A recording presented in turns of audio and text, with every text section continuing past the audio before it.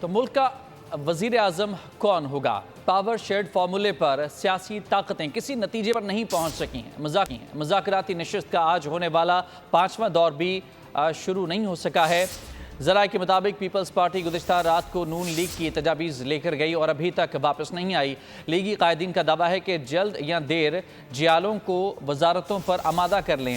Dead lock کا شکار مذاکرات نشست کی پیش رفت سے متعلق مزید تفصیلات جانتے ہیں نمائندہ بول نیوز فہد چودھری سے۔ فہد بتائے گا کیا معاملات بنتے دکھائی دے رہے ہیں؟ جی دیکھیے، حکومت سازی مرکز میں حکومت سازی کے معاملے پر کافی ایڈوانس سٹیج پر پاکستان پیپلز پارٹی اور نون لیگ کے جو مذاکرات چل رہے تھے وہ پہنچ گئے تھے، لیکن کچھ چیزوں پر ابھی ڈیڈ لاک برقرار ہے اور اسی وجہ سے آج مذاکرات کا جو ایک اور دور ہونا تھا وہ بھی نہیں ہو سکا۔ مسلم لیگ کی سینئر قیادت بھی اسلام آباد میں موجود ہے اور میاں نواز شریف مری میں موجود ہے۔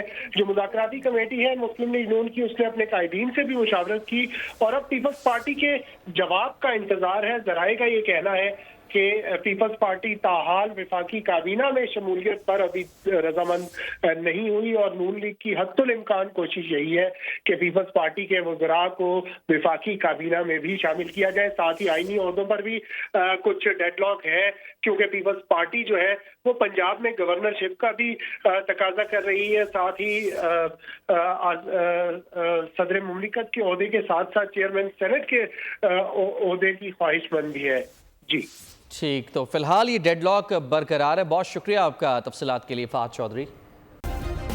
سبسکرائب کریں اور بیل دبائیں تاکہ کوئی خبر رہ نہ جائے۔